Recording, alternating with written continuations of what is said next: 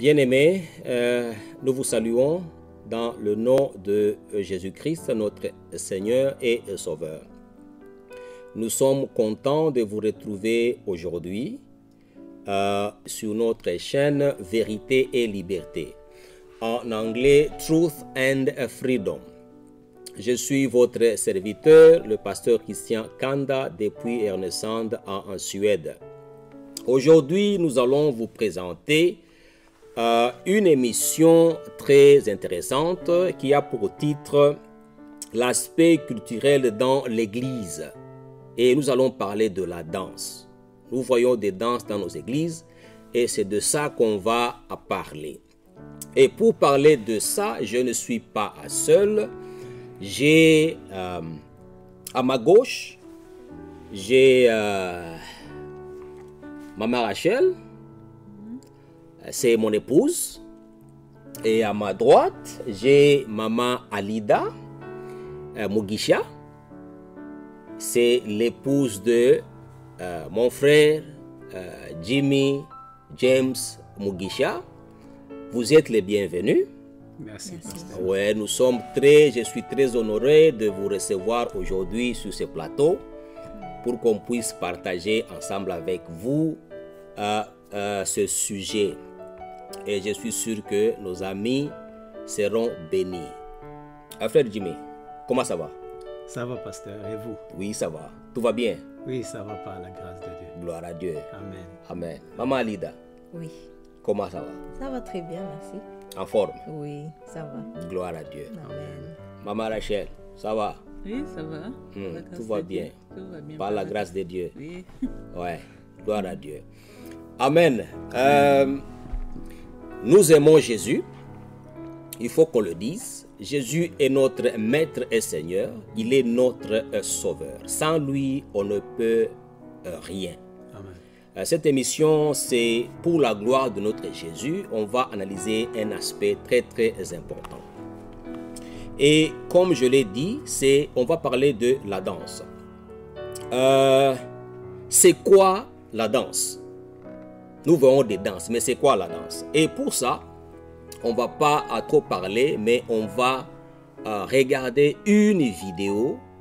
Là, on va voir une danse. Et on va apprécier la vidéo qui nous vient du Nigeria. C'est Chioma de Chioma Jesus. Chioma Jesus. Hein? Regardons cette vidéo ensemble au nom de Jésus.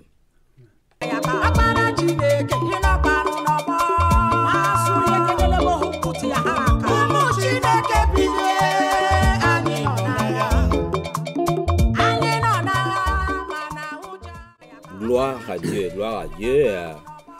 Une belle musique qui nous vient de Nigeria. Voilà, on a une danse avec nos frères et sœurs du Nigeria. Qu'est-ce qu'on peut dire? La danse, c'est quoi? La danse, c'est une suite de mouvements rythmés, peut-être pas rythmés, des corps, surtout au son de la musique. Ouais. C'est ça. Moyen d'expression aussi, la danse, on exprime. Ce qui est dedans. Oui, ce qui est dedans.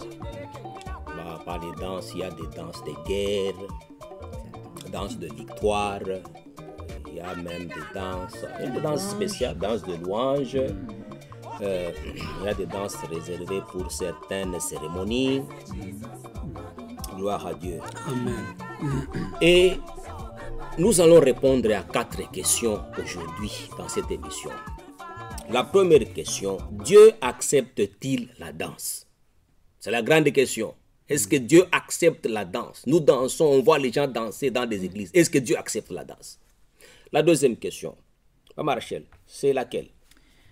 D'où devrions-nous tirer la danse que nous dansons à l'église?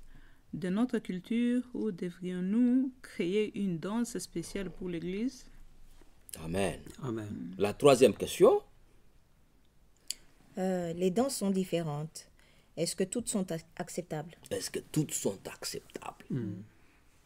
La quatrième question? Y a-t-il une limite à la façon dont on peut danser? Y a-t-il une limite? Est-ce qu'il faut danser Jusqu'à... ou bien il y a une limite? Nous voyons différentes danses, n'est-ce pas? Sur YouTube, les gens dansent. C'est intéressant. Est-ce qu'il y a une limite à ça? Mais avant de continuer, je vais lire un verset. Comment est-ce que Dieu s'est retrouvé avec les gens qui dansent comme ça?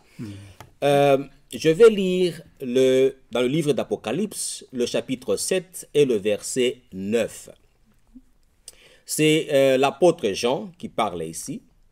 Après cela, je regardais et voici, il y avait une grande foule que personne ne pouvait compter, de toute nation, de toute tribu, de tout peuple et de toute langue. Ils se tenaient devant le trône et devant l'agneau, revêtus de robes blanches et de palmes dans leurs mains. Frères et mes sœurs, on voit Jean qui nous dit qu'il a vu les gens devant le trône de Dieu. De tous les peuples, toutes les tribus, de toutes les langues. Qu'est-ce que vous en dites? Que Dieu est le Dieu de tout le monde. Amen. Toute culture, toute tradition, toute langue, il ne fait pas différence de culture. culture. Dieu. Et d'ailleurs, Jésus avait dit que allez partout dans le monde, faites de toutes les nations mes disciples. Je crois que nous venons de différentes cultures, mais en Jésus, nous sommes un, parce que la Bible dit à tous ceux qui l'ont reçu, à ceux qui ont cru en son nom, elle leur a donné le pouvoir de devenir enfants de Dieu. So, en Jésus, nous sommes tous enfants de Dieu. Même si on a différentes cultures ou bien traditions, mais en Jésus, nous avons une seule identité, c'est enfants de Dieu. Nous sommes probablement tous enfants de Dieu, mais on n'a pas la même identité. On n'a pas la même culture. Ah, Et c'est tout à ça fait. justement qui fait qu'on soit différents et que les gens peuvent nous différencier malgré que l'on soit tous enfants de Dieu. Amen. Voilà pourquoi Dieu a voulu montrer à Jean un aspect très important. Que Dieu reçoit les gens qui viennent de partout, de toutes les cultures, n'est-ce pas mes frères? Oui. De toutes les langues. Dieu va tous les recevoir. Et comment est-ce que pensez-vous, comment est-ce que Jean a pu voir que ces gens sont de différentes cultures? Comment Jean a pu déceler ça?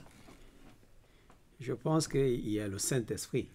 C'est le Saint-Esprit qui connaît, qui peut nous montrer la différence des choses et des personnes. Celui qui révélait, c'est Jésus qui connaît toutes choses. Mais il lui a montré qu'il y a une différence, même si tous sont habillés en blanc. Ouais. Et puis, mais il y a quelque chose de différent et il voulait révéler quelque chose d'autre au-delà de ce qu'il voyait. Il voulait révéler que même si tu vois qu'ils viennent de différents coins, et puis Dieu est le Dieu de tout le monde. Ben, il y avait aussi la couleur de peau, exactement. J'imagine que Vas-y, quand intéressant. on sera au Parce paradis... qu'ils avaient ben, des blouses blanches quand et puis tu dis, il y ils avait la couleur de peau aussi. Ben, ils portaient des robes blanches, Ouais. mais j'imagine que quand un Chinois ira au ciel, il restera chinois. Il ne va pas devenir européen ou il ne va pas devenir africain. Donc, j'imagine que l'apparence physique aussi comptera. Parce que tu peux voir la différence de peau, la différence de... L'apparence, enfin, quand tu vois apparemment une personne noire, tu vas définir que c'est un Africain carrément, ou qui vient quelque part où il y a les Noirs. Et quand tu vois un Blanc, quand tu vois un Chinois, quand tu vois un Indien, tu verras. Et j'imagine que tu pourras dire, ben, il y a toutes sortes de personnes. Mais cette révélation ici était avant la mort physique ou bien était après Non, la ils mort étaient physique. devant le trône. Oui, je crois, on C'était parle après jugement l'enlèvement. dernier. Après l'enlèvement, Oui. c'est-à-dire, on est mort, on a laissé nos corps ici. D'accord. On aura des corps glorifiés, mais Précis. des corps quand même. Mais Mm. quand, Oui, oui, et on va ces lui donner de corps-là, nouveaux comment les identifier? Et comment faire la différence entre ces corps-là? Parce que ça sera des corps incorruptibles. C'est comme les anges. Mais comment les différencier? Ouais, moi, je crois que c'est une bonne question. Je crois qu'il y a déjà une réponse dans la Bible à propos de ça. Parce que même les anges eux-mêmes ont des noms différents, identités différentes. Il y a l'ange Gabriel, il y a l'ange Michael. Ça veut dire, on peut bien les distinguer.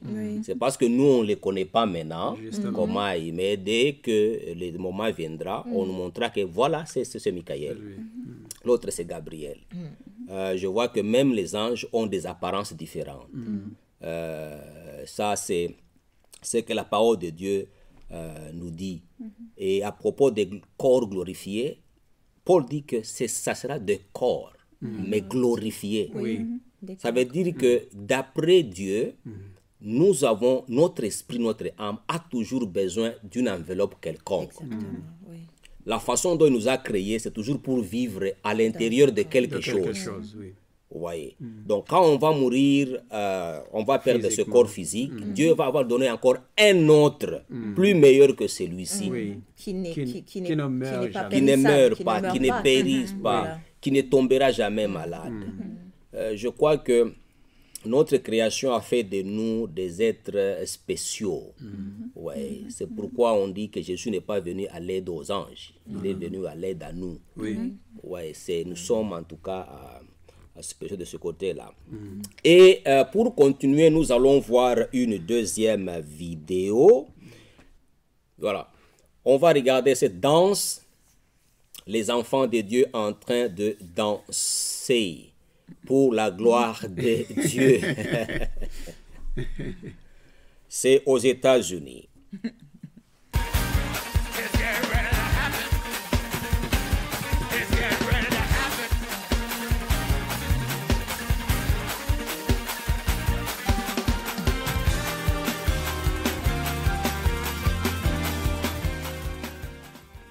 Alléluia. Amen. Gloire à Dieu.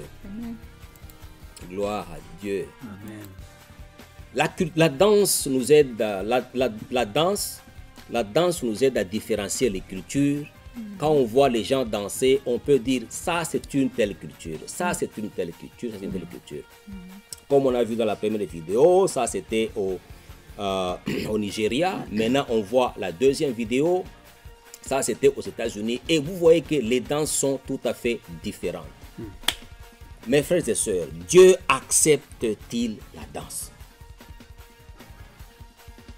Oui, il y a des versets qui le prouvent. Parce qu'il nous dit de le louer, de louer son nom avec des danses, dans le psaume 149. Amen. Et j'imagine que c'est acceptable. Et Amen. c'est même un moyen de s'exprimer devant Dieu. Gloire à Dieu. Et on va lire ce verset-là. Oui.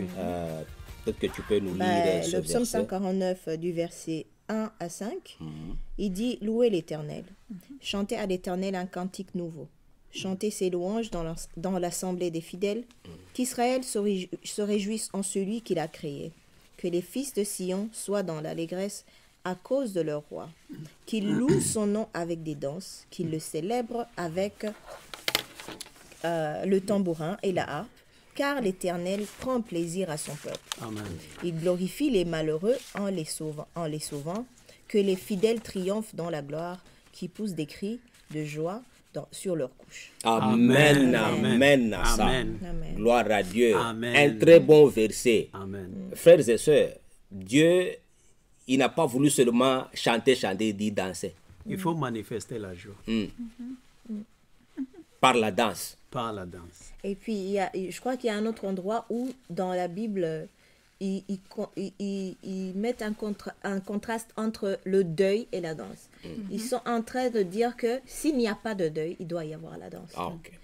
Parce que ça doit être un contraire de deuil. C'est-à-dire, quand tu n'es pas dans le malheur, tu devrais avoir une danse quelconque en toi. Amen. Je pense que c'est Ecclésiaste 3:4. Exact. Oui, il dit dans Ecclésiaste, il y a un temps pour toutes choses. Un temps pour pleurer et un temps pour rire. Un temps pour se lamenter et un temps pour danser. Amen. Frères et sœurs, Dieu accepte la danse.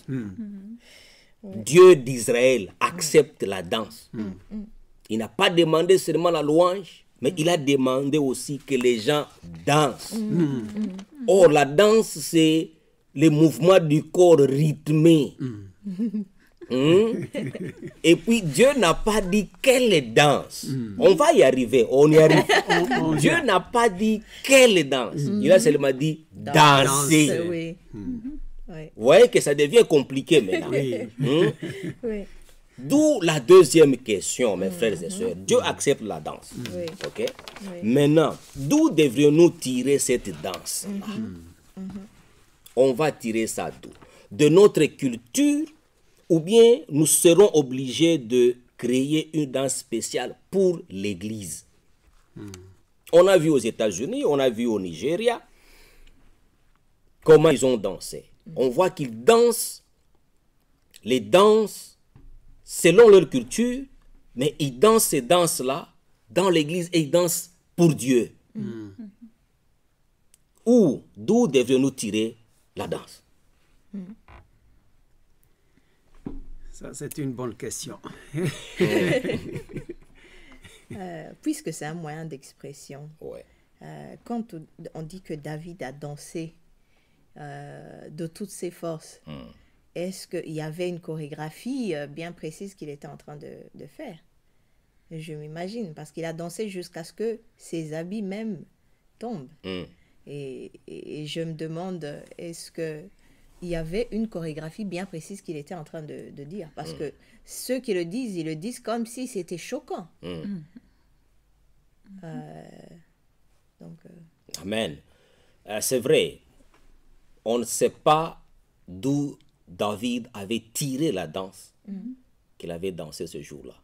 Et ce passage se trouve, on va lire en 2 Samuel, le chapitre 6, le verset 13 à 16. Quand ceux qui portaient l'arche de l'Éternel eurent fait 6 pas, on sacrifia un bœuf et un veau gras. David dansait de toute sa force devant l'Éternel, et il était ceint d'un éphod de lin. David et toute la maison d'Israël firent monter l'arche de l'Éternel avec des cris de joie et au son des trompettes. Amen.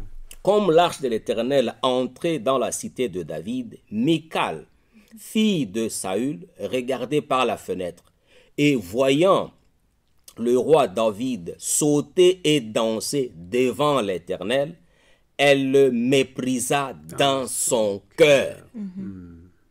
David a dansé pour Dieu de toute sa force. Oui. Parlons un peu de toute sa force. Ça veut dire quoi? Comment est-ce qu'on peut exprimer danser de toute sa force? Il voulait tellement, j'imagine, dire merci à Dieu parce qu'ils étaient en train de rentrer d'une victoire. Et il était tellement dans la joie que le Seigneur les avait secourus qu'il voulait vraiment exprimer de la joie qu'il ressentait envers Dieu. Et c'était un moyen de glorifier Dieu quand il était en train de danser. Donc il devait le faire avec toutes ses forces parce que, par exemple, quand on va prier et qu'on veut vraiment que Dieu nous réponde sur une question, on y va, on prie de toutes nos forces. C'est pareil que quand il est venu glorifier et remercier Dieu pour avoir eu cette victoire, il est venu avec toutes ses forces pour danser devant l'Éternel, pour le glorifier. Amen. Amen. Amen. Amen. Danser avec toutes ses forces. Donc on a une licence aussi pour danser avec toute sa force. Maintenant, toute sa force, ça veut dire la tête, les mains, les bras, tout ce qui bouge. Tout ce qui bouge, il faut Ou bien, utiliser. tout ce qui bouge, ou bien, il faut faire bouger tout. Il faut faire bouger tout. Tout ce qui est C'est capable deux de nuances. bouger. Hein? Oui. Tout ce qui bouge, Tout ce qui est capable de et bouger, faire surtout. bouger tout. Faire bouger tout. Faire bouger tout. Je crois les deux. Tout ce qui Tout ce qui bouge et bouge. faire bouger tout.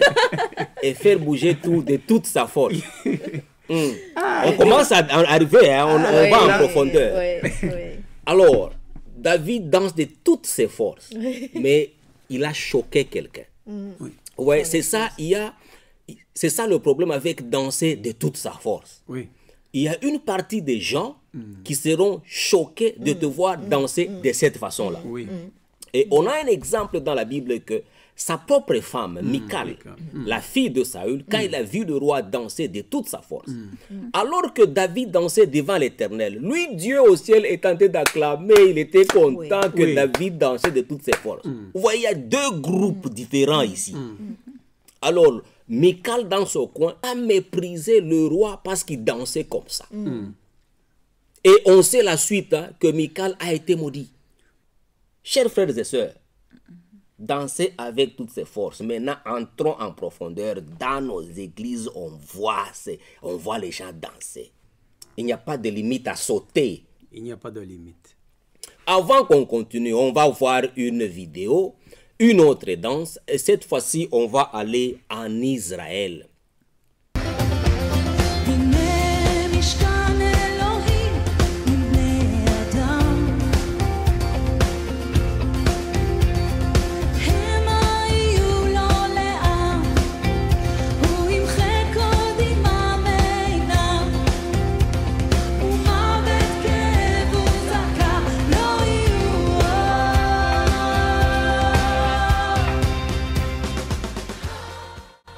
Gloire à Dieu. Ça, Amen. c'est en Israël. Mais on voit cette danse-là en Israël, on la compare avec la danse de David. On voit qu'il y a une grande différence. Ah, énorme. Ici, on nous dit que David a dansé avec toutes ses forces. Oui. Mais on voit que nos soeurs là-bas, c'est calmement, c'est gentil, c'est contrôlé, C'est chorégraphié et tout ça. Parlons de danser avec la force, mes chers frères et sœurs. On a vu les Américains, hein? Les Américains dansaient avec force. Ouais, ouais, ça va. Les Nigériens, on en a vu aussi. Parlons danser avec force. Il y a ceux-là qui dansent, qui aussi jettent les pieds en l'air. Oui, justement. Ouais. Qui remue. Il y a des gens qui... Je vais terminer la phrase. Hein. Bah, qui remue certaines parties du corps. On a la licence. Non, non, non, il y a des Non, limites non. aussi. Il ne faut pas dépasser les limites. Voilà, là déjà on entre dans la dernière Ouais. question. Maintenant on est dans le chaud, dans le vif du sujet maintenant. Danser avec force, mais il y a des limites. Je pense que ça, Certains, ça non, revient- non, on ne va pas aller trop vite là. Tu dis c'est bouger certaines parties du corps. Oui. Bah, parlons pour les dames, par exemple. Ok. Il y a des fois où ils remuent les hanches, ou... bah oui. Et d'une Elle- manière peut-être provocante pour les uns. Et c'est ça qui peut faire que la personne peut trouver une danse choquante. Parce que quand tu danses, il faut savoir pourquoi tu danses. Il y a des fois où les gens dansent même dans les églises qui dansent pour se faire remarquer. Et quand tu le fais pour te faire remarquer, c'est-à-dire que ça va prendre une autre connotation. Ça va amener à pervertir même le chant, même tout ce qui est en train de se dérouler dans l'église. Et bon, les gens qui sont pleins d'esprit, ils vont trouver quand même ça choquant. Mais d'autres, il y en a à qui ça va plaire. Ouais. Qui Alors, en c'est profite. c'est une question très, très sérieuse parce que si, admettons, cette dame-là est en train de danser, maintenant elle danse, imaginez une femme qui danse avec toutes ses forces, comme David, hein? Et la dame danse sincèrement devant son Seigneur. Elle n'a pas des intentions pour faire tomber qui que ce soit. Elle est devant le Seigneur Jésus. Elle danse pour son Dieu. Alors on fait comment? Elle bouge tout. On fait comment? bien sûr que les gens seront choqués. Choqués. Est-ce maintenant la faute de celle qui danse? On est où là? Vous savez, moi, je viens d'avoir une pensée. Quand David dit danser, je crois qu'il dansait de toutes ses forces devant l'Éternel. Et quand une dame est en train de danser dans l'église, est-ce qu'elle est en train de le faire pour l'Éternel nécessairement, ou c'est parce qu'elle est bénie par la chanson? Parce que ça aussi, c'est des questions à se poser. Et j'imagine que l'esprit de chaque personne contrôle son esprit. Et si je vais là-bas devant pour danser, pour m'exprimer devant l'Éternel, et que je sais que j'ai porté des habits, par exemple, qui ne sont pas appropriés pour danser cette danse, je ne vais pas la faire. Parce que je vais me dire, je vais me dénuder, par exemple, et ça va choquer certains. Donc, on a reçu un esprit de conseil qui peut nous dire ce que l'on doit faire, quand on doit le faire et comment on doit le faire. Tout à fait. Alors, tu viens de soulever un point très important. Tu as dit, Maman Alida a dit que, voilà, si je sais que ce que j'ai porté n'est pas approprié pour la danse, tu vois, déjà, on a un autre grand sujet. Celui-là, Qu'est-ce qu'il faut porter justement. pour mieux danser? Par exemple, on a vu dans la vidéo du Nigeria, comment nos frères africains dansent et comment ils sont habillés aussi. Ils sont habillés d'une façon traditionnelle, avec des tenues traditionnelles. Et puis, ils font une vidéo, ils dansent pour le Seigneur. Oui. On est aussi dans le domaine maintenant de l'habillement. Donc, c'est vraiment important.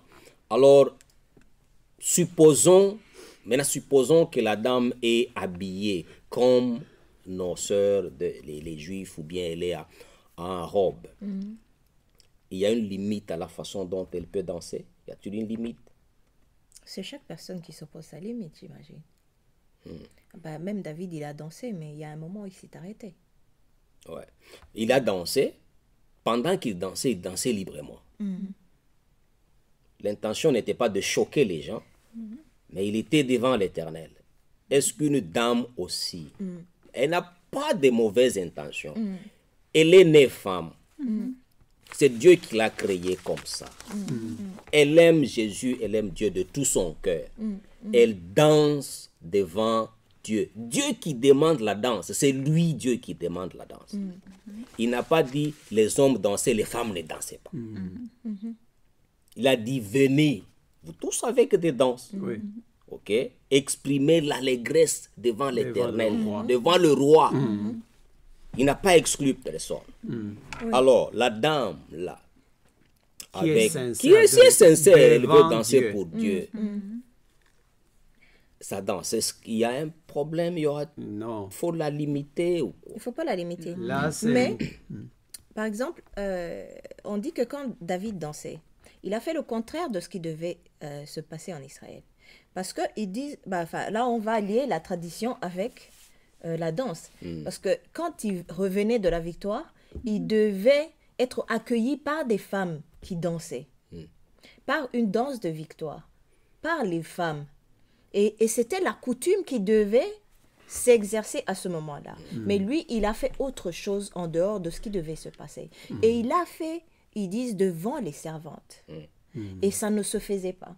Et je pense que Michal a été choqué par plusieurs choses. Non pas seulement par la danse. C'était par rapport à son éducation, à sa coutume. Il ne faut pas oublier cela aussi.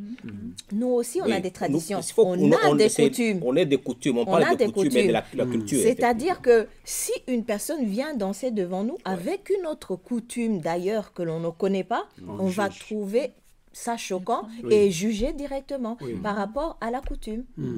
Par rapport à comment on a grandi et ce qu'on nous a appris, qu'on ne fait pas ça devant les gens, qu'on ne se tient pas de cette manière-là. Alors, dans ce cas, on a comme une collision entre La coutume, la et les culture choses même, religieuses. et David qui était dans l'esprit de son Dieu. Oui. Exactement. Ouais. Ouais. C'est comme si maintenant il y a un problème là Oui. qui vient de se poser. Oui. Donc la dame aussi qui danse dans l'église, qui danse de toutes ses forces, on ne peut pas non plus la juger. Non, non, non, non. Donc si on la juge, c'est parce que notre culture, peut-être, nous n'acceptons pas que les femmes dansent de Voilà. cette Ouais. façon. Oui. Mais est-ce que Dieu n'accepte pas cette danse? Voilà, justement. Est-ce que Parce Dieu que n'accepte pas il cette ne juge que danse-là, les lui? cœurs. Voilà, Ouais. par exemple. Voilà, ce sont des questions là fortes qu'on se pose et que vous allez aussi vous poser. Je pense que par la grâce de Dieu, vous allez saisir quelque chose d'important aujourd'hui. Donc, on a maintenant Michal qui est choqué par la danse de David. Ce que tu as dit là est vrai parce que quand David est revenu de la guerre, quand Saül était là, les femmes ont commencé à chanter. Les femmes ont commencé à chanter pour les guerriers qui revenaient. Yeah. Elles ont commencé à chanter, elles disaient pour David a tué 10 000 et Saül, Saül a tué 1000. Ouais. Ouais, attention avec les femmes. Il faut faire attention. Ouais, donc quand les guerriers revenaient, les femmes étaient là et les attendaient pour célébrer la victoire. Oui. Et les femmes étaient sincères dans leur cœur en chantant la chanson. Ce n'était pas une chanson pour provoquer, ce n'était que la vérité. Oui. Alors elles chantaient disant que David 10 000 et Saül 1000. Ça n'a pas bien marché pour Saül. Alors Saül est devenu très très envieux et méchant et jaloux. Il dit voilà, ce petit garçon veut maintenant m'arracher tout le succès. Et ça a créé Des problèmes. des problèmes. Ouais. Alors David a fait quelque chose hors norme. Danser pour Dieu d'une façon que personne ne l'a jamais fait. Oui. Ça ouvre encore une autre porte. Ça veut dire, comme on parlait, est-ce qu'on doit limiter la danse? Parce qu'on voit que David qui a dansé devant le trône de Dieu, devant Dieu, il a dansé d'une façon extraordinaire. Michal l'a méprisé. On est où là? Dans nos églises maintenant. Frères et sœurs. Moi, je crois aussi que la Bible dit le moment est venu, le moment est là où les vrais adorateurs adoreront le Père en esprit et en vérité. C'est-à-dire, s'il y a des vrais adorateurs, il y a aussi des faux adorateurs. C'est-à-dire, nous avons des motifs différents.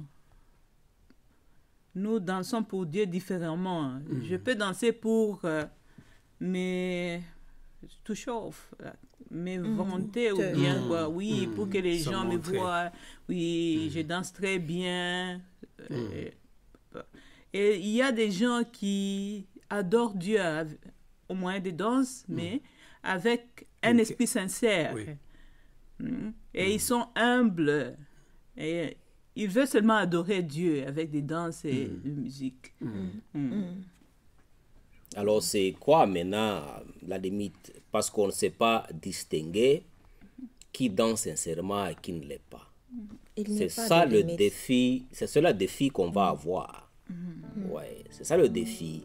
Par exemple, Michal, quand il a regardé David, c'était aux normes, ça l'a pas plus été choqué. On est dans nos églises maintenant. Comme tu dis là, c'est bien. Il y a des gens qui veulent juste adorer le Seigneur sincèrement. Et on a la dame qui adore Dieu sincèrement avec la danse. Maintenant, bon, il y a un frère qui est juste derrière, par exemple.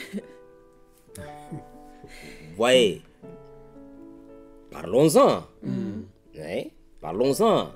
Celle qui est devant, elle veut danser de toutes ses forces. Devant elle est sincère. Elle n'a pas de mauvaises intentions. Par exemple, doit-on la limiter? Ça dépend aussi des choses qui se trouvent dans la tête de la personne qui est en train de regarder. Là, la personne qui regarde aussi a une part de responsabilité. Chers frères et sœurs, ne quittez pas. Que Dieu vous bénisse. Suivez la deuxième partie et vous serez encore plus bénis. Shalom, shalom. Amen.